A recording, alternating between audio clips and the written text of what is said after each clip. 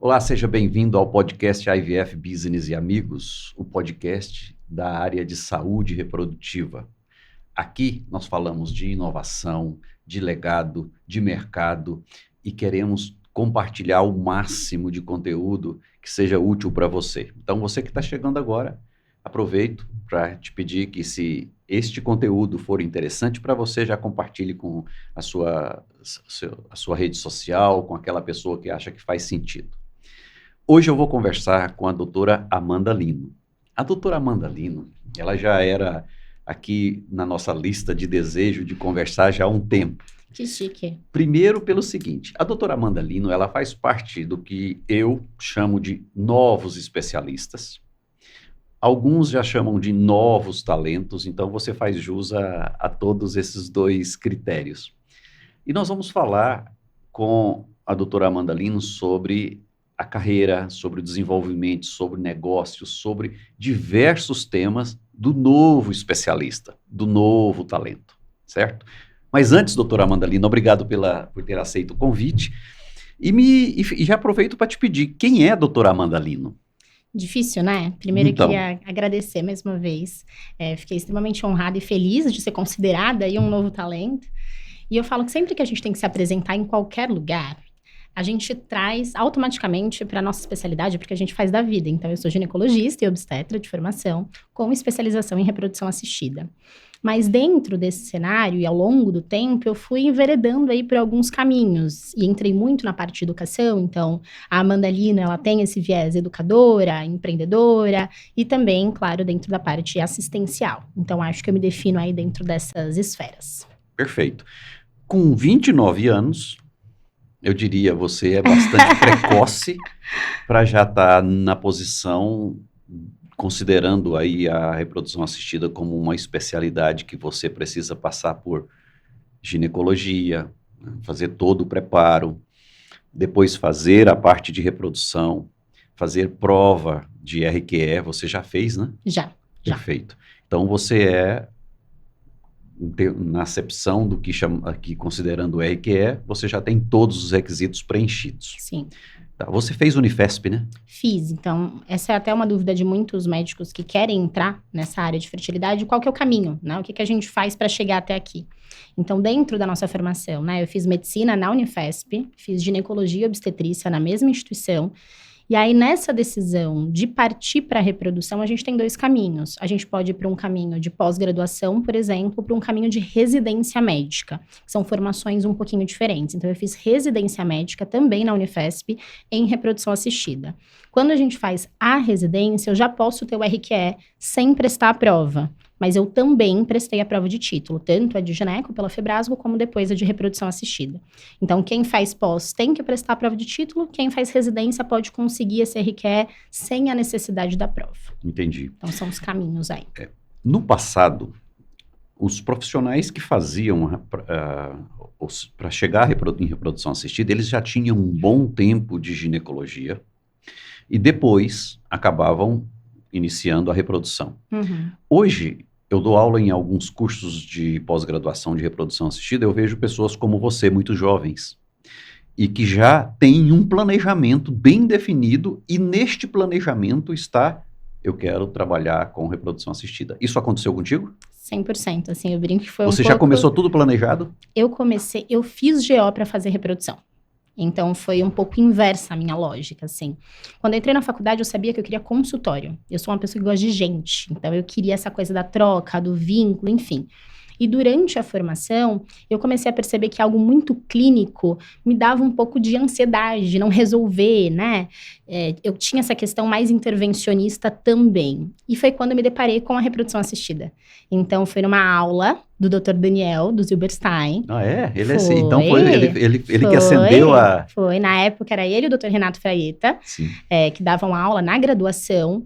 E eu falei, gente, isso é muito sensacional. Eu pensava em endócrino na época, eu sempre gostei de endocrinologia, essa parte hormonal, enfim, o funcionamento do corpo. E aí, quando eu entendi que a reprodução assistida era um grande mix de ciência, inovação e endocrinologia, que é o que eu enxergo até hoje, eu falei, isso é pra mim. E aí eu fui entender qual que era o caminho pra chegar até ser uma especialista em fertilidade. E eu entendi que eu precisava passar pela ginecologia e obstetrícia, que por sorte eu me apaixonei também. Mas poderia não ter acontecido, porque o meu objetivo final já era a reprodução. Perfeito. Pô, bacana. Então fica aí o recado do Dr. Daniel Zilberstein. Eu vou fazer um convite para ele, porque tem lá no nosso planejamento, como foi que você decidiu, essa não é uma pergunta para você, mas como foi que você decidiu ir para a reprodução? Então, o papel do educador, da pessoa que está ali falando, explicando para essa nova geração é muito importante. Determinante. Perfeito. Muito bem. E quando você foi, então, fazer lá na Unifesp, que você terminou, você estava diante de um cenário que acontece com muitas pessoas da sua geração, ou que terminaram nos últimos 3, 4 anos, os cursos de pós-graduação de reprodução assistida, que você tem o preparo técnico, falta um pouco de segurança, e eu ainda não estou pronta ou não me sinto seguro para começar o consultório. Como é que foi esse espaço de tempo para você? Essa ficha caiu para mim, Erivelton, num momento também diferente. O que acontece, né? Eu sempre, até pelos meus pais, pela história da minha família, enfim, eu sempre tive um pezinho no empreendedorismo, digamos assim. E eu costumo dizer que empreender não é você abrir um CNPJ. Empreender é um comportamento, é uma forma de enxergar as coisas. E dentro disso, ao longo da faculdade mesmo de medicina, eu já tinha me exposto a alguns cenários de empreendedorismo. Eu abri uma startup de educação na época. Com quantos anos? 17. Eu tive minha primeira startup na área da educação. Continua, depois eu quero voltar nisso. Combinado. E aí eu sempre me coloquei em cenários de preciso escolher se eu sigo nesse meu caminho médica ou se eu largo tudo e vou empreender em outras áreas da vida.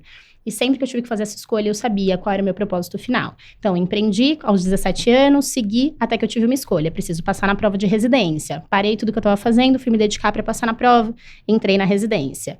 Quando eu entrei na residência, eu falei, é agora que eu vou aprender sobre mercado de trabalho. Coitada, né? Iludida. Comecei a ver os meus colegas um pouco mais velhos, completamente perdidos e se deparando com uma situação de não tenho planejamento de carreira, não faço a menor ideia de como me inserir nesse mercado de trabalho, muito menos como gerir um consultório. Então, no primeiro ano de residência, eu criei um curso sobre inserção no mercado de trabalho, trazendo um pouco de planejamento de carreira, trazendo um pouco de abertura de consultório. Era um curso para os outros e um curso para mim. Então, eu chamei professores mais velhos, colegas que estavam começando para falarem desses desafios. Então, já no R1, eu já tinha um pouco esse pensamento.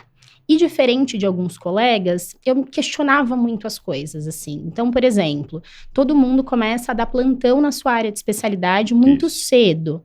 Eu falava, mas por que eu posso dar plantão, que é um cenário completamente, descontrolado, de urgência, e não posso começar o consultório?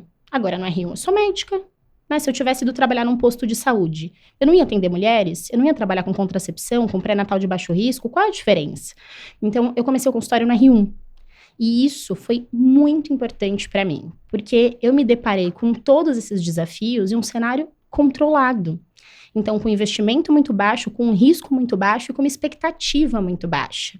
Então, isso foi muito importante para mim. Nessa época, eu comecei num cenário de coworking, que tava, assim, dando passinhos. Nossa, todo mundo falava que absurdo, não vai dar certo. Gineco? Eu não era ginecologista, Eu era médica, mas eu atendia minhas amigas, minha mãe, as primas. Você foi lá e reservou um horário? Fui lá, falei, como faz para começar a atender aqui? Ela falou, você paga, basicamente. E a gente faz um site, a gente faz um cartão. Aí eu falei, mas eu preciso de um prontuário eletrônico? Como que funciona? E fui atrás de um prontuário eletrônico. Eu preciso emitir uma nota. Como que emite uma nota? Fui estudar sobre contabilidade. Mas se eu for fazer um parto, será que eu preciso de um contrato?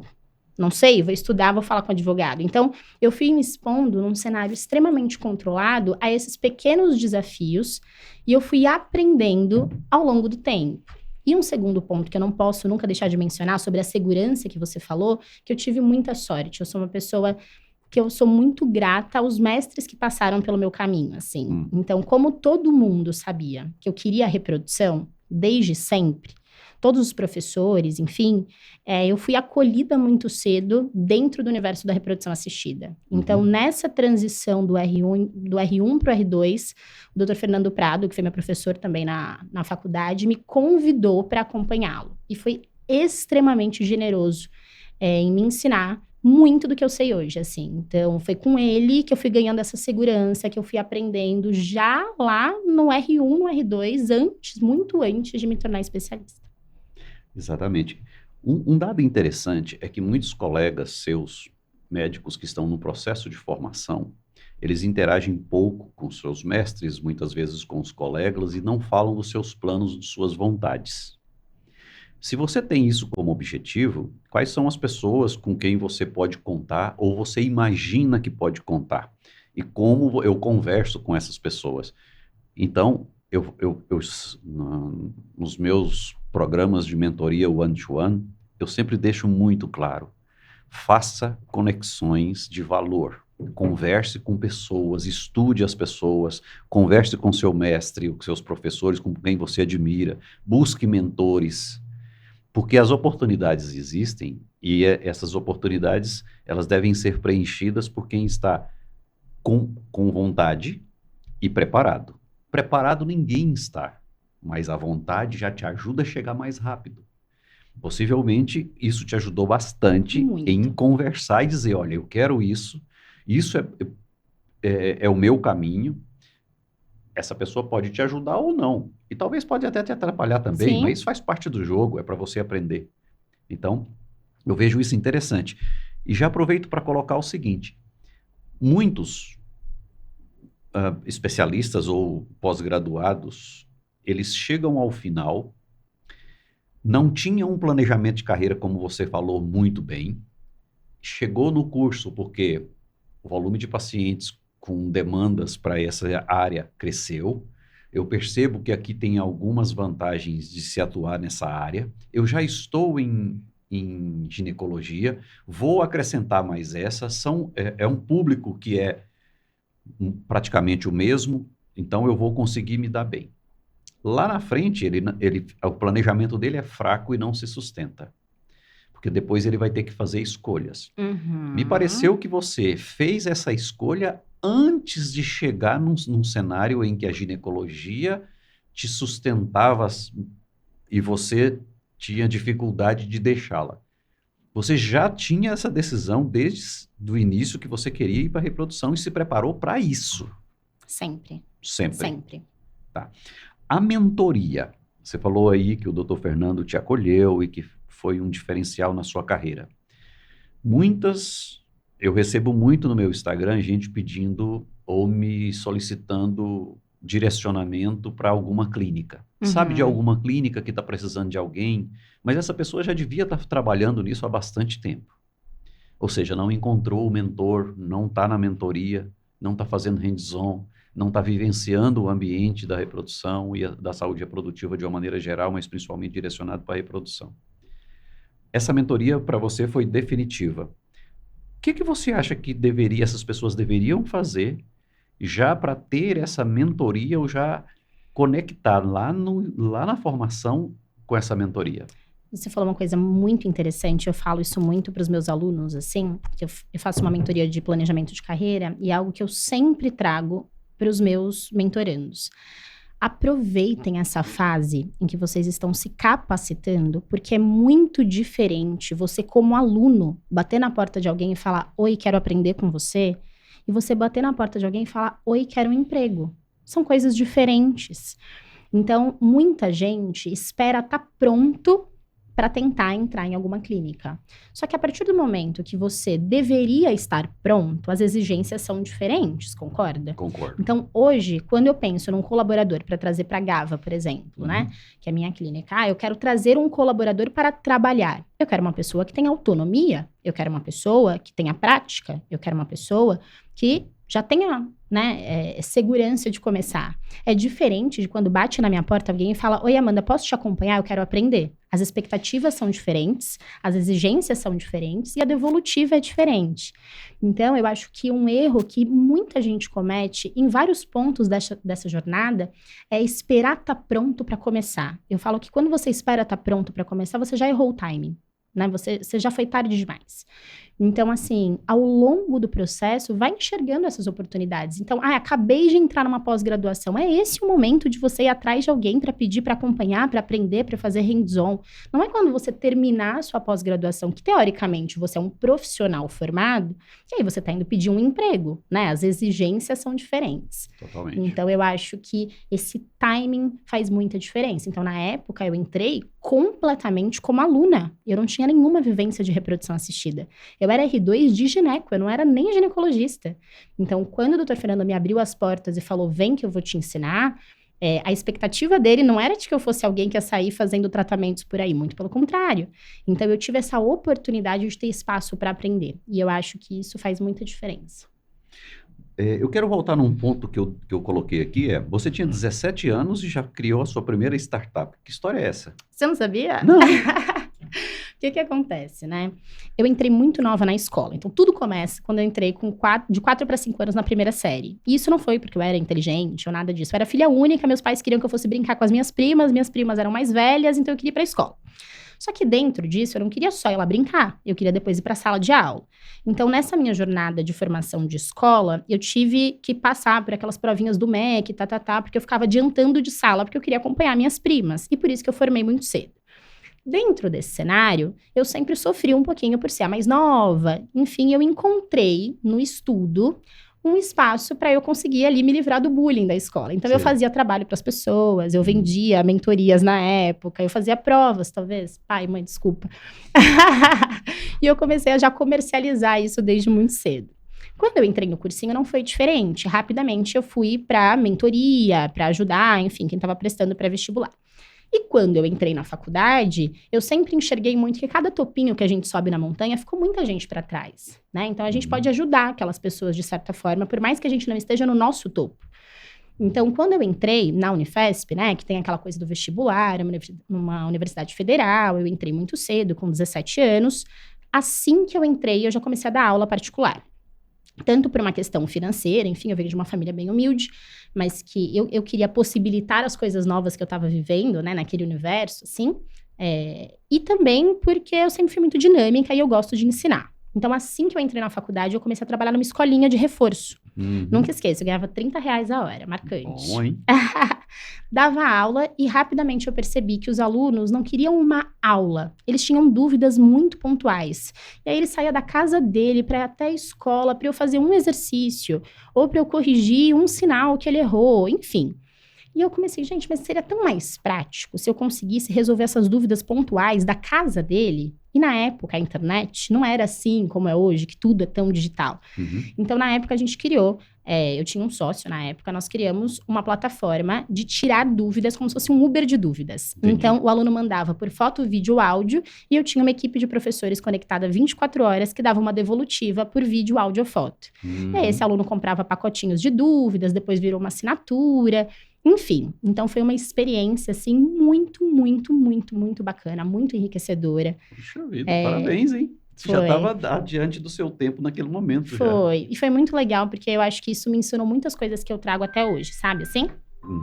Então foi muito, muito bacana. Desculpa, não sei o que aconteceu já. Pois é. Telefone de médico. Não sei, eu já desliguei, mas não consigo desligar aqui. Depois você corta essa parte aí. Conta até 3 e Ok. Não sei o que acontece. O meu, às vezes, fica meio maluco também. Ele sai do mudo sozinho.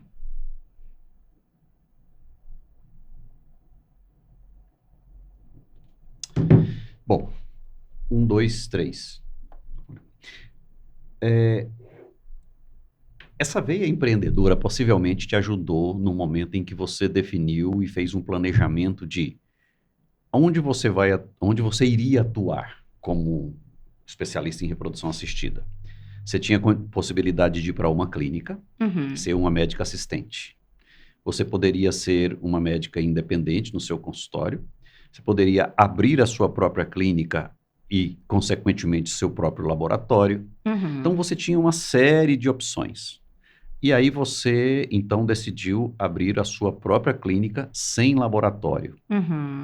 Então, primeira coisa, a decisão de abrir a própria clínica e, consequentemente, aceitar sócios. Eu queria entrar nesta parte, sabe? Porque a maioria, eu percebo, ele abre um consultório, é um consultório simples, não chega a ser considerado uma clínica, e começa independente. Você decidiu que abriria uma clínica, teria sócios, e seria uma clínica completa, só que não teria o laboratório, ou pelo menos por enquanto. Voltando aí, como foi que você maturou a ideia de ter sua própria clínica? E com que idade? Vamos lá, 28. Com 28 anos. Ou seja, a sua clínica tem 1 ano. Vai completar agora em setembro. A gente faz 1 ano agora em setembro, dia 27 de setembro. Decisão difícil, tá? Eu sempre... Sabe aquela coisa de cospe pra cima, cara na cara? A vida inteira, quando me falavam de empreender, eu sempre quis empreender fora da saúde. Pra mim, a saúde era um lugar muito sagrado, em que eu não queria... enfim, eu falava, não quero empreender na assistência, principalmente. Já enveredei muito pelo mercado de educação, é um mercado que eu gosto, que eu sou bem apaixonada, mas na assistência eu falava, não, eu quero ser funcionária. Eu quero ser funcionária dentro da assistência. Então, quando eu surgi com essa coisa do quero abrir uma clínica, foi uma grande surpresa para minha família, para o meu marido, para os meus amigos, porque foi realmente um estalo, assim. Isso veio de uma necessidade de mercado mesmo, que eu entendi que para oferecer assistência da forma que eu gostaria, eu precisaria abrir o meu próprio espaço. Então, eu acho que eu tive a oportunidade de passar por esses 3 cenários que você comentou. Eu já fui médica assistente em uma clínica, tem pontos muito positivos e pontos negativos, como tudo. Eu já tive o meu próprio consultório pequenininho, de vou abrir o meu pequeno espaço e trabalhar como médica independente, dentro desse cenário de coworking. E aí, hoje eu tenho a experiência de ter uma clínica completa com sócios. Então, eu acho que esses 3 cenários têm pontos positivos e têm pontos negativos, como tudo na vida. Mas eu acho que, no fim das contas, o que me fez tomar essa decisão foi olhar pro paciente. Então, eu enxergava que dentro da reprodução ainda existia um mar de oportunidades no sentido de atuar dentro da jornada desse paciente. E que para eu conseguir modificar essas coisas, eu teria que ter meu próprio espaço, né? Porque a gente tem limitações quando a gente trabalha para qualquer pessoa. Isso é normal. Então, eu sabia que para eu atuar naqueles detalhes que para mim eram muito significativos, nessa jornada do paciente, eu teria que ter meu próprio espaço. E no fim das contas, foi isso que me motivou a abrir a clínica. Mas hoje, o que todo mundo que me pergunta eu falo, eu acho que não é para todo mundo. Abrir uma clínica não é para todo mundo. Não é para todo mundo. Eu acho que você precisa de muito autoconhecimento para tomar essa decisão. Por que eu falo isso? São os questionamentos que eu trago para os meus mentorandos, assim. Antes de olhar pro negócio, olha para você. O que você quer? Ah, Amanda, eu quero ter ali o meu salário fixo tranquilo, tirar férias, não ter dor de cabeça e oferecer uma boa assistência para o meu paciente. Talvez não faça sentido você abrir uma clínica. Talvez faça sentido você procurar uma clínica que você tem match cultural, né? Com o propósito, com a missão daquela clínica. Empreender exige que você tenha uma personalidade que se sente confortável no desconforto. Então, se você não tem essa personalidade, o que acaba acontecendo com muitos colegas é que você cria um emprego e não cria uma empresa. Então, tem um livro que eu sempre recomendo para os meus mentorandos que eu adoro, que chama O Mito do Empreendedor. Você conhece? Isso. E eu acho que ele é tão pertinente para médicos, porque eu acho que a gente segue tanto esse caminho de criar um emprego e não uma empresa e se frustrar com o resultado porque a gente não pensou realmente no que a gente estava criando. E esse é um dos motivos de eu ter escolhido ter sócios. Então, eu falo que foi um trabalho de autoconhecimento também, que a gente tem que trabalhar o nosso ego, a gente tem que trabalhar a nossa humildade, a gente tem que entender que aquele sonho de princesa lá do começo, a clínica Doutora Amanda, né, que sempre tem meu nome na porta, aí tem a minha fotinho com a minha família, aí tem meu nome aqui no meu risque e rabisque. Então, eu falo que esse sonho, esse ideal que a gente tem lá quando a gente presta medicina, né, de trazer o paciente pra gente, pode, no fim das contas, trazer ali uma demanda que a gente não quer suprir. Então, a partir do momento que eu tenho a clínica da doutora Amanda, o paciente quer passar com quem? Com a Com a doutora Amanda. E a partir do momento que esse paciente só quer passar com a doutora Amanda, como que essa clínica existe quando a doutora Amanda está de férias? Ela não existe. Quando a doutora Amanda tira licença maternidade? Quando a doutora Amanda está doente? Então, a partir do momento que você cria um emprego, é um problema. É um problema porque você tem custos de uma empresa com um faturamento de um emprego. Então, eu vejo muitos colegas frustrados porque acham que criaram uma empresa. No fim, eles criaram um emprego em que eles são os seus próprios chefes, que é muito pior do que ser funcionário de alguém. Então, eu acho que você tem que trabalhar esse autoconhecimento para entender quem é você. E a partir daí, você coloca na balança os pontos positivos e negativos de cada um desses cenários, sabe? E quando eu coloquei na minha balança, fazia muito mais sentido eu abrir meu próprio negócio. Certo. Quando você, então, decide abrir seu próprio negócio, e está bem maduro aí o seu racional, você decidiu que também não queria abrir seu próprio negócio e você precisaria admitir sócios. Uhum. Tem muita gente, eu já conversei com gente aqui, inclusive, que diz que sócio nem com a esposa. Mas é conforme você mesmo disse, tem prós e contras. Sempre. E tem a maturidade de quem vai desenvolver isso. Uhum. Então, admitir sócios em algo que você está começando agora e que, não sei se for o seu caso, me diga depois, era um sonho só seu ou era também o sonho desses sócios? Acho que era um sonho que eu vendi para os meus sócios. Era um sonho inicialmente meu. Você tinha um sonho Eu e convidei precisava cada um deles. dos sócios. Então, Sim. você tinha que vender esse sonho Aham. também. Esse sonho agora passa a ser deles também. Exato. Foi fácil achar gente assim? Foi porque quando eu pensei em abrir, eu já pensei nas pessoas. Mas então você já estava ao longo de algum tempo observando as pessoas. Com certeza. Com certeza. Os meus sócios Você estão na não minha decidiu vida. do dia para a noite. Meus sócios estão na minha vida há pelo menos 10 anos. Então, um dos meus sócios é meu marido. Uhum. A minha outra sócia fez medicina comigo, ginecologia comigo, reprodução comigo. E o meu outro sócio fez também toda a jornada de reprodução assistida comigo. Seu marido é onco? Oncoginecologista. Então, ele faz toda a Oncoginecologista. parte cirúrgica. O outro sócio é Urologista. urologista. Tem MET também. Especialista em fertilidade. E a outra? Gineco também, fertileuta. Então são 4 sócios. Somos em 4 sócios. Perfeito. E em condições de igualdade ou tem... Em condições de igualdade. Quer dizer, então você vendeu bem o sonho. Muito. Vendi bem, literalmente. Porque eu tenho alguns cases que a gente já acompanhou em que, para viabilizar o sonho de Uhum. essa pessoa conseguiu sócios e eram sócios minoritários. Uhum. Então ele não tinha um propósito de estar ali, ele tinha exclusivamente um investimento. Uhum. Ele São estava coisas diferentes, Ele né? estava fazendo um investimento. Uhum. E, naturalmente, todo empreendedor sabe que o negócio precisa de tempo. O break-even, ou seja, o equilíbrio daquilo que investiu e o retorno do que investiu, ou seja, o lucro, vamos colocar assim. Não vamos entrar aqui em muita discussão de break-even, mas isso vai acontecer muitas vezes com 2, 3 anos. Talvez você ainda não chegou no break-even. Ainda não. Ou seja, então continue investindo. Sim. E alguns desses sócios começaram a exigir um retorno sobre o capital que ele investiu. Uhum. Isso não vai dar certo. Uhum. Como é que você conseguiu vender esse sonho? Ou como é que você conseguiu equilibrar tudo isso? E mesmo ainda num período de investimento, as pessoas têm a sensação que estão ganhando. Uhum. Faz sentido? Totalmente. Como é que vocês fazem isso? A gente teve ajuda. Então, quando a gente estruturou... Então, a clínica nasceu de um banho. Eu fui tomar banho. E aí, eu decidi, tomando banho, pensando lá, matutando sobre as coisas, eu falei... Para eu fazer a medicina que eu acredito, da forma que eu acredito, unindo todos esses pontos da jornada do paciente, é só abrindo um negócio.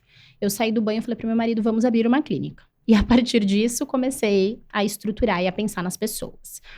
Era confortável, para mim, num primeiro momento, não pensar em sócios, porque eu estava numa fase de ascensão dentro da profissão.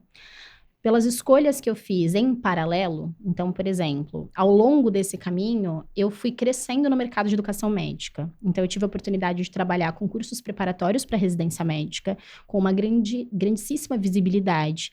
E eu me conectei muito com esses alunos que viraram meus pacientes, que viraram indicadores de pacientes, que trouxeram suas famílias. Então, isso cresceu o consultório rápido para mim. Então, eu estava num momento confortável de talvez falar, eu vou abrir a minha clínica, a clínica Doutora Mandarino. Da onde veio a ideia dos sócios? Não foi nem no sentido de capital, foi no sentido de organização da clínica. Então, eu já entendia desde o começo que eu não queria criar um emprego, que eu queria criar algo maior. E dentro desse maior, eu entendia que eu precisava de outras pessoas, que eu não ia conseguir fazer isso sozinha. Porque eu acho que aí mora o grande desafio do médico. Eu sabia que eu era o meu produto. Entendi. Então, eu sabia que por muito tempo, por algum tempo, o produto principal da clínica era eu. E a partir do momento que eu sou o produto, eu gasto meu tempo sendo o produto. O que a gente vende no fim das contas? A nossa hora, Claro. né? Então, dentro desse cenário, eu sabia que para o backstage todo funcionar, para a gente crescer com os braços que a gente acreditava, com educação, que é um viés grande da clínica, com a parte oncológica, que é algo que a gente tem como propósito dentro da Gava, para tudo isso funcionar, eu não conseguiria fazer sozinho. Mas foi dentro de um trabalho ali de autoconhecimento, pelo que a gente conversou. Então, quando eu fui conversar com os sócios, né, que eu fui convidá-los e falar, olha, eu quero abrir uma clínica assim, assim, assado, o que vocês acham? Já foi mostrando o macro, né? Muito além daquela nossa assistência, da gente, cada um vender a sua horinha ali de forma direta, entende? Não é fácil equilibrar. Hoje eu acho que é o nosso maior desafio de despersonalizar algo tão personalizado. Mas lá, quando a gente sentou para estruturar, que a gente contratou uma assessoria de negócios, que a gente falou, olha, estamos em momentos diferentes. Eu já estava com consultório, uma das minhas sócias nunca tinha começado o consultório particular, o outro sócio tinha muito mais um viés institucional. Como que a gente equilibra isso e leva para um cenário único, né? Foi aí que a gente foi trabalhando de separar quem somos nós sócios, quem somos nós médicos assistentes. Então, até nesse sentido de capitalização, a gente separa isso de forma completa. Então, a gente é colaborador, assim como qualquer outro, como médico assistente. Mas a gente é sócio no backstage, cuida de toda a gestão e expansão da clínica. Quer dizer, então o sucesso de um desses sócios, numa proporção maior do que a outra, é até aplaudido pelos demais. Exatamente. Porque vocês estão tentando equilibrar isso.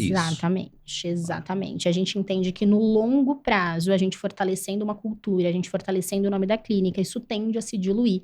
E enquanto um tá ali fazendo o seu trabalho de forma, né, vendendo a sua hora de forma assistencial, o outro tá cuidando de todos os outros braços da clínica. Então, a gente equilibra isso de uma forma bem interessante. E dá para compartilhar, ou melhor, a palavra talvez não seja, a pergunta não seja essa.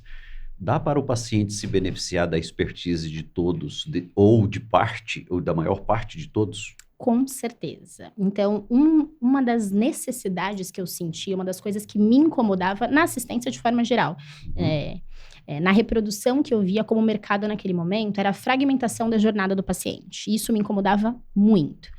Então, quando a gente estruturou o modelo de negócio, a gente tem um jeito bem diferente de atender. Qualquer casal, um casal tentante, um casal com dificuldade de engravidar, que vai passar com a gente, ele já passa por um atendimento em dupla, ginecologista e urologista na primeira consulta. No mesmo espaço de tempo? No mesmo espaço de tempo. Para muita gente, isso é diferente, mas a gente vem de uma formação assim. Na Unifesp, todos os atendimentos são assim. Por ser um serviço, né, em que o chefe do serviço é o Dr. Renato, que é um urologista, então a gente tem esse viés, esse olhar para o casal como um todo. Pra gente, todos nós, quando saímos, né, fomos nos inserir no mercado de trabalho, a gente estranhou muito. Como assim eu chego numa fertilização in vitro, eu nunca vi esse parceiro, eu só vejo um laudo de espermograma, ele não foi examinado, não tirou história, enfim. Então, pra gente, aquilo era muito incômodo. E a gente via que impactava no resultado final. Então, o que a gente trouxe para esses casais como um diferencial? não é um casal com dificuldade de engravidar, ninguém engravida sozinho ainda, né? Então, a partir do momento que eu tenho um casal na minha frente, com diferenças biológicas importantes, eu trago 2 especialistas para esse cenário. Eu, como ginecologista especialista em fertilidade, tenho expertise para avaliar o homem? Sem dúvida nenhuma. Mas o Dr. Henrique, por exemplo, que é meu sócio, com seus 10 anos de bagagem de urologia, tem mais, concorda? Então, a gente traz o gineco e o uro desde a primeira consulta. E o que isso causa pro paciente? Não causa essa fragmentação no cuidado. Então, por exemplo, atendi o casal. Ah, você vai passar com o urologista. Encontrei uma alteração no espermograma. Ah, o urologista me indicou cirurgia. Ah, não, mas é melhor a gente ir direto para a FIV, porque senão vai atrasar, a reserva dela tá baixa. Enfim, fica esse conflito. A partir do momento que nós estamos os 2 ali, a gente tá vendo o caso como um todo. E como fez parte da nossa formação, muita gente fala, mas não é estranho na consulta? Vocês não ficam se cortando? Pra gente, a gente aprendeu assim. Então, pra gente é extremamente normal. Ficam os 2 especialistas de um lado e o casal do outro. Aquela nossa mesoval, ela é pra isso. É uma mesoval. Exatamente. Nós temos a 2... consulta é feita ali, fisicamente. A consulta é feita ali fisicamente. Mesmo por tele, a gente entra os 2 também. Então, a gente atende aquele casal, a gente tira as histórias em conjunto, a gente faz as pontuações necessárias, o exame físico é feito de forma independente. Então, eu vou com a mulher para a sala ao lado para fazer exame físico ginecológico e ultrassom, o doutor Henrique avalia o homem, depois a gente se encontra, né, os 2, para falar um pouquinho mais sobre reserva, enfim. E aí, a gente traça um plano terapêutico naquele momento, olhando o casal como um todo, entende? E aí, se por algum motivo a gente viu que tem alguma indicação cirúrgica ou a gente tem alguma necessidade de abordagem, a gente já traz o doutor Luiz, que é o nosso cirurgião da clínica. Então, essa intersecção entre os profissionais faz muita diferença. E não faz só diferença na experiência do paciente, faz diferença no resultado. Então, a gente está montando agora a nossa apresentação, enfim, de 1 ano de clínica, né? E a gente vê como tem impacto no resultado final, essa abordagem integral. Porque não tem aquela coisa lá na frente, então, aí eu descobri que meu marido, no fim das contas, fiquei 5 anos investigando e era meu marido que tinha uma varicocele. Então, desde o momento 0, esse casal é avaliado de forma integral. Olha, parece tão óbvio, depois de tão bem explicado. E eu já tive discussões de alguns especialistas que tentaram implementar esse modelo, mas não conseguiram. Começaram, mas o urologista não estava na mesma vibração. Então, ele, no início, começou a comparecer, depois ele não podia, porque ele tinha outras coisas para fazer. Então, aquele casal que chegava para fazer uma avaliação com 2 especialistas na mesma janela de tempo físico não conseguia. Aí, a próxima etapa da mulher era um nível, do homem já era outro. Demorava a fazer o agendamento com o urologista, a avaliação. Então, ou seja, a jornada ficava fragmentada. Mais ainda, né? Mais fragmentada, pobre em qualidade, e não havia nenhum impacto de experiência positiva. Para o paciente. Para o paciente. Aliás, chegou um momento que o serviço foi descontinuado porque você estava prometendo e não estava entregando. Mas você entendeu porque eu trouxe um sócio e não um colaborador? E acho interessante que, pode parecer bobagem, mas uma mesa redonda, ela democratiza as posições na jornada do paciente. Então, se 2 especialistas nessa mesa, com um casal do outro lado, que na verdade não é lado, na mesma mesa, olhando todos para uma única situação, eu creio que a sensação de comprometimento do especialista com o tratamento e a percepção do paciente que existe esse comprometimento é muito bom. E fora a retirada da responsabilidade que cai sobre a mulher dentro de um tratamento de reprodução assistida, né? A gente ainda vive a minha mulher não consegue engravidar. Então, quando a gente traz para o cuidado os 2, porque esse homem sempre questiona, o que eu vou fazer na ginecologista? Porque a doutora Amanda é ginecologista, não é? Ah, mas ela é especialista em fertilidade, mas ela é ginecologista. Eles até brincam do carimbo, doutora, não vão aceitar os pedidos de exame, por conta de ser ginecologista. Então, a partir do momento que a gente, desde o momento 0, mostra para aquele casal que o cuidado tem que ser dos 2, divide muito essa responsabilidade e até essa culpa que a mulher carrega muitas vezes ao longo do tratamento. Então, a gente fala bastante sobre isso em consulta. Não é dividir a culpa, muito pelo contrário, mas a gente entender que cada pequeno ajuste, cada pequena dificuldade que cada um tem, leva a um resultado final. Então, a gente precisa mexer nesses detalhes para que a gente tenha um resultado positivo. E isso traz o casal muito mais para o tratamento. Então, a gente não vive, né? Eu converso com colegas que trabalham em outras clínicas que sofrem mesmo. Nossa, o parceiro até agora nem espermograma colheu, não fez as sorologias, não quer comparecer. A gente não dá essa possibilidade. Então, na Gava, por exemplo, ou passa o casal com os 2 especialistas ou não passa. Então, é o nosso modelo de atendimento. Se você quer um modelo de atendimento em que só a mulher é vista pelo ginecologista, não é na Gava que você vai conseguir, entende? Então, a gente é bem firme com esse posicionamento. E como é que é para explicar isso para quem tenta liga live e tenta marcar uma consulta de primeira vez? Porque entenda o seguinte, a gente tem aí alguns indicadores que diz que a tomada de decisão de continuar num tratamento, esse paciente vai ver entre 2 e 3 médicos, considerando o original que ele estava quando ele decidiu romper, então ele vai ver mais 2, considerando o outro vai chegar a 3. Só que o modelo é sempre o mesmo.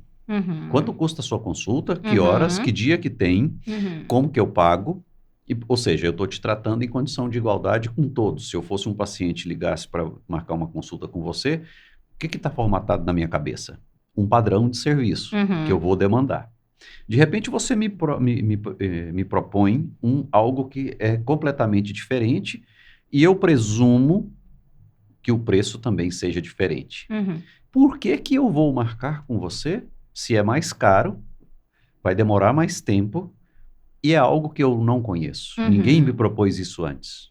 Você sabe que interessante, quando a gente estava estruturando a clínica com o nosso consultor de negócios, a gente chegou animadíssimo com a nossa grande ideia de oferecer atendimento em casal, sensacional. E ele olhou e falou assim, ele já tinha passado por um tratamento de reprodução assistida há muitos anos atrás, e ele falou assim, Amanda, isso não necessariamente é uma força. E eu revoltada, né? Como assim? É óbvio que é uma força. A gente vai olhar o casal de forma inteira, desde o começo. Aí ele, eu não passaria. Eu não quero ser examinado. E aí a gente entendeu que o nosso maior diferencial poderia ser uma objeção. E aí, antes de abrir a clínica, a gente começou a estudar N formas de como quebrar essa objeção desde o início. A gente entendeu que não seria fácil, que é algo mais disruptivo, que a gente teria que educar esse paciente, mas que a gente estava num bom momento para isso. Então, eu acho que as pessoas estão mais abertas a novas formas de enxergar essa assistência médica. Acho que elas estão em busca de algo diferente. Então, hoje, quando um casal entra em contato para agendar uma consulta, a gente tem vídeo, a gente tem PDF, explicando como funciona o nosso modelo de atendimento. A gente faz uma reavaliação a cada 2 a 3 meses, vendo as principais objeções e refazendo esses PDFs, refazendo esses vídeos, justamente para tentar entender qual é a percepção do paciente sobre o nosso serviço. E agora a gente começou a viver um movimento interessante, que são as indicações, né? Então, agora a gente vive o movimento contrário, do tipo, fiquei sabendo que vocês avaliam os 2 ao mesmo tempo. Queria saber como funciona. Ou uma amiga minha tratou com vocês e falou que é diferente, que o urologista tá desde o começo. Fui depois de não sei quantos anos descobrir que o problema estava com o meu marido, sabe assim? Agora a gente começa a receber o contrário. Então, logo no começo foi um desafio. Muitos pacientes mandavam, não, mas meu marido não quer ir. Infelizmente a gente não consegue agendar consulta de tratamento de dificuldade de engravidar ou de dificuldade de engravidar sem a presença dos 2. Então a gente mandava o videozinho, mandava o PDF. Se o paciente batia o pé, a gente não agendava consulta. Incrível. Então, no começo, foi muita... Você precisando de paciente, de repente você vai ter que abrir mão em prol de um modelo que você acredita que funciona. Exatamente. E o paciente não entendeu isso. Exatamente. Só que aí, o que a gente fez? A gente foi estudar o porquê o paciente não entendeu isso. Então, a gente começou a entender esse modelo, a gente começou a entender como mostrar os benefícios desse modelo, de fato, agregar valor para o paciente. E aí, a gente trouxe o contrário, né? Eu tenho certeza, a gente tem um público de pacientes que já tratou, geralmente. Então, seu marido já foi avaliado? Não, nunca. Mas você entende que a gente engravida, são 2 pessoas que tentam engravidar, e que talvez essa avaliação do seu marido possa trazer um resultado diferente? Aí tem razão, quero ir. Quero que ele seja avaliado. Quero que ele seja examinado. Ele nunca foi examinado. Ou só pediram um espermograma para o meu marido. Enfim, então a gente entendeu a dor e a gente partiu não mais do serviço, que era o que a gente partia do começo, mas da dor, que no fim é o que conecta com o paciente. Entendi. Interessante, porque me pareceu também que você precisou educar o seu time, o seu staff de serviços. 100%. Primeiro. Maior desafio. Porque como é que você vai entregar um serviço utilizando uma mão de obra que está previamente formatada para um padrão que é completamente diferente? Uhum. Foi difícil achar gente e treinar pessoas? 100%. Acho que se você me perguntar qual que é o maior desafio, eu acho que é esse. Mas uma coisa que a gente pensou foi, precisamos buscar alguém que não tem essa pré-formatação. Então, ao invés da gente querer alguém com experiência no mercado de reprodução, a gente quis o contrário. Sem A gente experiência. quis alguém que nunca trabalhou no mercado de reprodução assistida. Justamente porque a gente entendeu que era mais fácil construir uma formatação do que desconstruir para construir de novo. E uma decisão que mudou completamente os nossos resultados, a nossa jornada, enfim, foi a gente investir, que a gente entendeu que era um investimento, em uma pessoa para cuidar realmente desse relacionamento com o paciente. Então, hoje, quem fecha os nossos tratamentos, quem se comunica com os nossos pacientes, é uma médica especialista em gestão, que já foi persona de tratamento de reprodução assistida. Então, eu brinco que Deus é generoso com as pessoas que Ele coloca no meu caminho. Mas foi um investimento. Sem dúvida, acho que no começo da clínica, no começo ela foi voluntária, eu brinco, mas depois, logo depois, a gente teve que investir para trazer, de fato, internalizar essa pessoa. E foi um divisor de águas pra gente. Muito interessante. Falando de empreendedorismo, de gestão da clínica, vocês fazem reunião de resultado todo mês? Fazemos reunião de resultado e fazemos reunião clínica uma vez na semana. Tá, então você tem 4 reuniões de discussão de casos, uma por semana, e uma de fechamento e resultados. Fechamento e resultados. Parabéns! Geralmente, quando eu faço essas perguntas, a pessoa fica tentando entender o que eu estou perguntando para ver se ele está fazendo ou não. Mas você entendeu rapidamente. Sim. A próxima seria essa de discussão de casos de ciência. Muito interessante. Porque se você não sabe aonde você está, se você não tem indicadores, se você não tem direcionamento daquilo que você está fazendo, se está dando certo ou está dando resultado, a sua surpresa, e geralmente negativa, é grande. Ainda mais nesse cenário de saúde, né? Exato. Eu brinco que ilude muito a gente. Exato. Porque a ideia é o seguinte, você tem um serviço de qualidade, você está segura com as pessoas que você treinou, assim, o seu ecossistema está funcionando. Mas o que dá certo e como a gente maximiza, e o que dá errado e como eu vou minimizar isso, e como eu me posiciono. Como é que eu vou fazer isso? Reunião de resultados, quais são os indicadores que nos diz que nós estamos no caminho certo. Hoje, fala o que você puder falar. Quais são os indicadores que vocês estão analisando? Você diz indicadores clínicos ou indicadores... comerciais de negócio? Então, primeira coisa, né? A gente vai desde taxa de conversão. Então, pacientes, né? A gente faz um mapeamento de leads, a gente vê taxa de conversão, a gente estuda bastante essas conversões. Depois, conversão interna, né? Uma vez que esse paciente passou em consulta, ele fechou o tratamento, ele não fechou o tratamento, por que ele não fechou o tratamento? Então, isso é uma coisa que a gente estuda bastante também.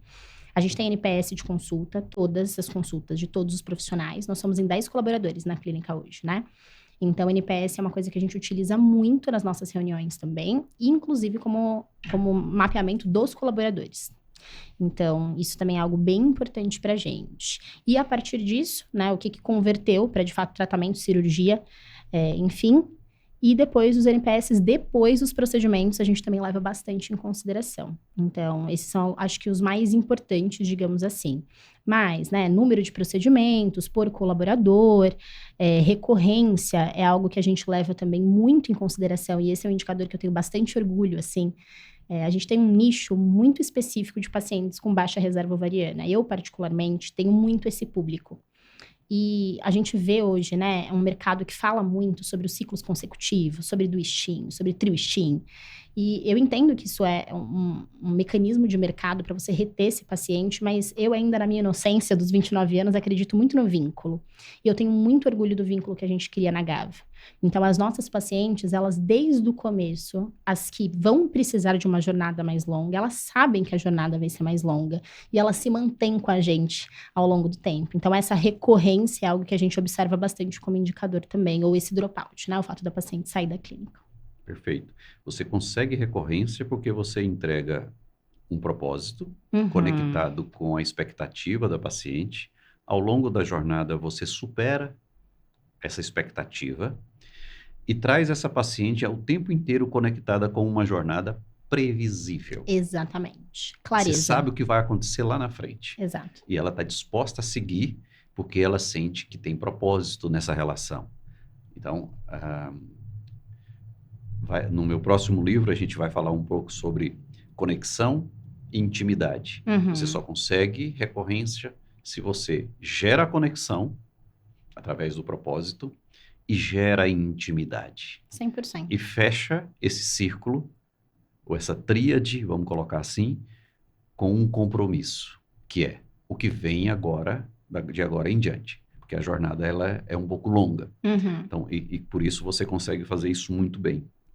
Isso faz todo sentido. Só um detalhe, o que é NPS que você explicou. Mencionei, né? Aliás, você mencionou. Explica o que é o NPS.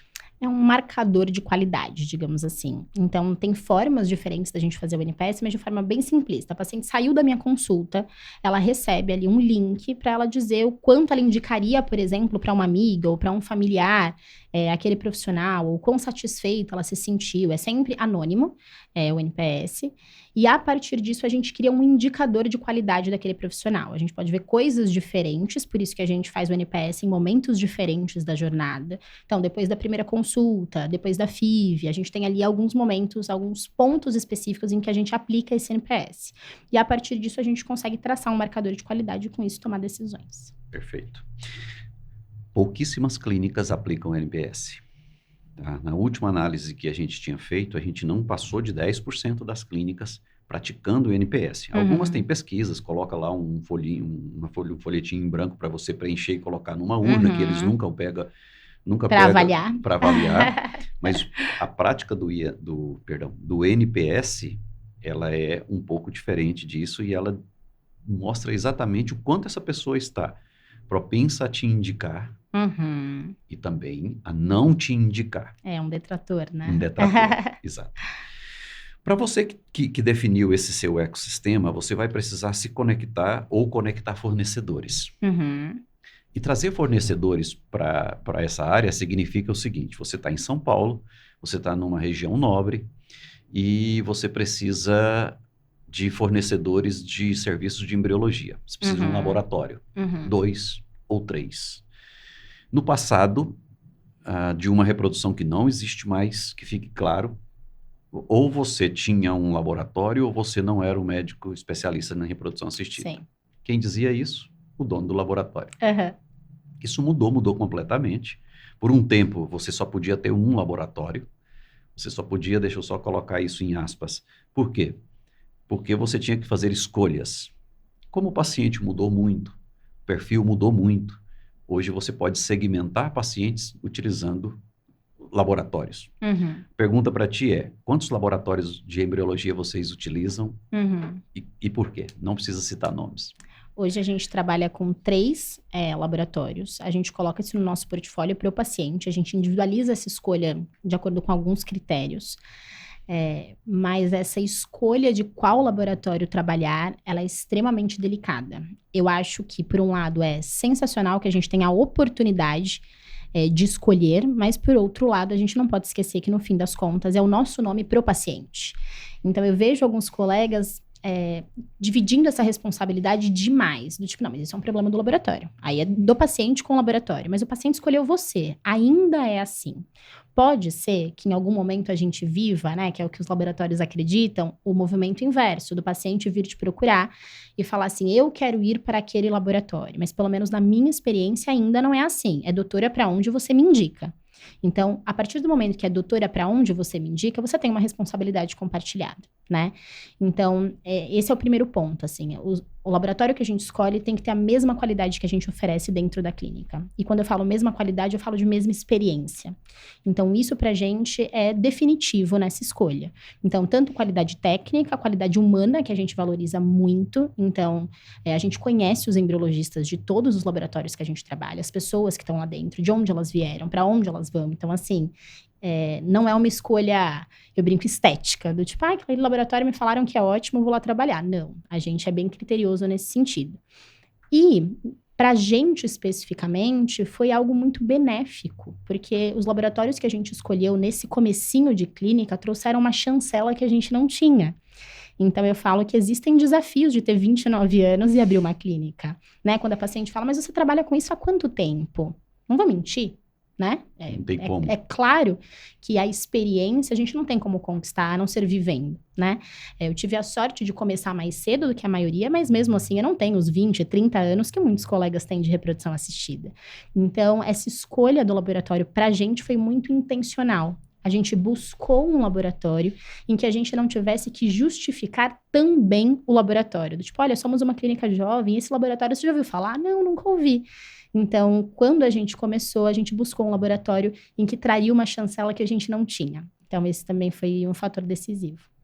Você acredita que o corpo de embriologia, ou algum embriologista especificamente, ele deveria se conectar com as clínicas parceiras mais, ou como funciona essa conexão? É uma dor que muitos médicos independentes ou clínicas independentes têm. Uhum. É tipo assim, só não estendendo a pergunta, mas é tipo assim, a atenção dada ao dono da clínica do laboratório é uma e ao médico parceiro é outra. Uhum. Vocês não sentem isso? Nem um pouco. Até porque a gente não coloca esse tipo de diferença em nenhum aspecto. Então, eu brinco que a gente, dono da clínica, é uma coisa. A gente é médico igual qualquer médico dentro da Gávea. Então, não existe diferença da doutora Amanda para a doutora Natália, por exemplo, que é a nossa mais nova conquista na Clínica Gávea, a nossa pupila. Uhum. Então, a gente faz questão de que o tratamento seja igual. E esse relacionamento pra gente também é um critério decisivo na escolha do laboratório. Eu brinco que se a gente não tem espaço no laboratório, não faz sentido pra gente. Então, a gente, na clínica como um todo, a gente tem um diálogo completamente aberto com as equipes de embriologia que a gente trabalha. Então, eu tenho um caso mais difícil, eu vou discutir o caso antes, eu vou perguntar a opinião, eu tive um resultado inesperado, eu ligo. Você viu esse caso? Você viu esse embrião? O que você achou? O que a gente pode fazer de diferente? Então, a gente estende, né? Eu acho que o objetivo do Open Lab, né? Do conceito de Open Lab, é você estender a sua clínica para o laboratório. Só que para isso acontecer, tem que existir uma contrapartida. O laboratório tem que estar disposto a fazer parte da sua clínica também. Entendi. Então, a gente deixa muito claro como a gente trabalha, o que a gente gosta, o que a gente não gosta. Enfim, como que a gente funciona da parte técnica mesmo como um todo. E aí, a gente alinha essas expectativas e a gente trabalha muito, muito, muito em conjunto. A gente tem uma comunicação muito, assim, simbiótica com as equipes de embrio. Perfeito. Muito bem. Me diga uma coisa. Hoje, se alguém tem interesse de conversar contigo, de entender que você tem algum recurso, alguma mentoria, alguma ajuda, como funciona isso? Considerando que a gente tem aí uma quantidade enorme de novos especialistas chegando no mercado, como é que você poderia ajudar essas pessoas? Então, hoje eu tenho duas vertentes, né? Eu tenho a vertente Amanda Lino, em que eu tenho uma mentoria focada em planejamento de carreira, inserção no mercado de trabalho, principalmente, né? Cada ano eu mudo um pouquinho. Até no passado eu fazia para todas as especialidades. A partir desse ano foi só para ginecologista. E vem coisa nova aí para o finalzinho desse ano. E a Gava tem um braço educacional, que é o Fert Expert. Não sei se você... Não. Não? A gente agora a gente lançou uma mentoria clínica justamente para sanar essa dor do médico especialista que está entrando no mercado. Então, eu brinco que a gente compartilha um pouco das nossas dificuldades, né? Que a gente sai de uma grande formação, com 2 títulos, uma formação toda em Universidade Federal, você vem com aquela coisa de eu estou pronto. E aí você se depara com uma série de desafios que ninguém nunca te falou. Uhum. Então, desde prescrevi para paciente, né, uma dose que a caneta não gira na dose que eu prescrevi, porque eu nunca vi essa caneta, porque na minha residência não tinha esse remédio, até como que funciona o armazenamento, as agulhas, enfim, as diferenças entre os serviços, né, a gente é exposto a um modelinho muito fechado, mesmo em grandes formações. Então, dentro dessa mentoria clínica, a gente compartilha a nossa experiência até aqui, a experiência que a gente ganhou com os mestres que nos ensinaram também, e a gente cria um ambiente seguro para que essas pessoas possam se aventurar, né, a começar. Porque nem todo mundo vai ter um Dr. Fernando, nem todo mundo vai ter como a doutora Bárbara, né, que na época participou de uma clínica grande também e aprendeu muita coisa com excelentes profissionais. Então, que a gente consiga estar ali como um porto seguro para auxiliar essas pessoas nesse comecinho. E tem sido muito legal mesmo. A gente está toda quinta-feira ao vivo, com esses profissionais, trazendo bastante conteúdo científico, mas totalmente focado na prática. Então, são esses dois vieses. Algo um pouco mais específico para carreira, que aí é uma mentoria comigo, específica, e algo mais clínico, que aí é um braço mesmo da Gava, que é o Fert Expert. Muito bom. Eu vou deixar no descritivo desse vídeo as marcações aqui para conectar, mas como que as pessoas te encontram na sua rede? Me encontram bastante no Instagram e no LinkedIn, então @doutora Amanda Lino nos dois, e encontram a Gava, @Gava Clínica, quem quiser conhecer um pouquinho mais do nosso modelo de negócio, que é um pouco diferente, e o @Fert Expert, que a gente está lá levando conteúdo de qualidade para esses profissionais. Muito bem. Quais são os seus conselhos para os jovens especialistas? E aí eu vou te pedir que não esqueça também dos maduros, porque existe um processo de reaprendizagem, e eu acho que a beleza da vida é você reaprender o tempo inteiro, porque não existe conhecimento definitivo e a gente tem que estar sempre reaprendendo. Então, quais são os conselhos para os profissionais, não vou dizer do futuro, mas do presente também? Esse seria o meu primeiro. Esteja disposto a reaprender. Reaprender. Eu acho que a desconstruir as suas crenças limitantes, desconstruir as suas verdades absolutas. Eu acho que estar disposto a reaprender, eu acho que é o primeiro conselho para quem quer empreender. A gente está o tempo todo pensando numa ideia e você vê, não deu certo, ou não funcionou, ou não era o que eu queria. Então, quando a gente empreende, eu acho que a gente aprende muito cedo a não se apaixonar pelas nossas ideias, né? Que, às vezes, aquilo faz sentido pra gente, mas não faz sentido pro outro. Então, eu acho que esse é o primeiro ponto. O segundo, que ficou um pouco batido, né? Eu acho essa expressão, mas eu ainda gosto dela, que é essa obsessão pelo cliente. Então, no sentido de olha para o paciente mesmo, de forma genuína, assim. Se coloca naquela posição, que eu acho que aí você consegue entregar algo de valor, de verdade.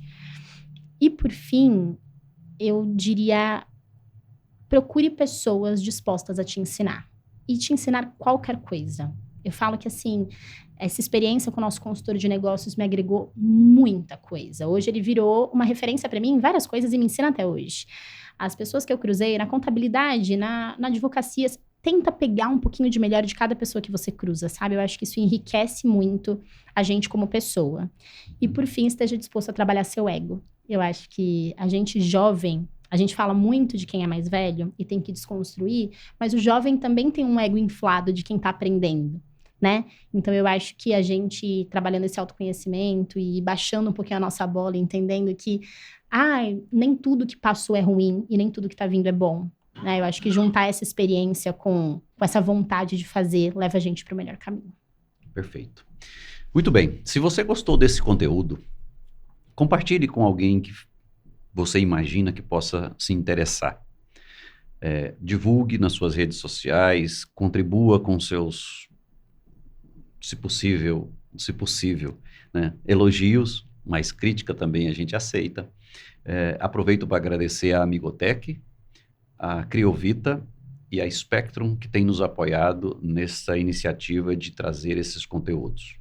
Doutora Amanda, suas palavras finais. Acho que só agradecimento, espero ter colaborado um pouquinho aí para os novos profissionais que estão por vir, né? Eu brinco que é a 4ª geração, estamos nascendo aí, e que seja um caminho muito fértil para todos nós. Com certeza. Um grande abraço a todos, até o próximo.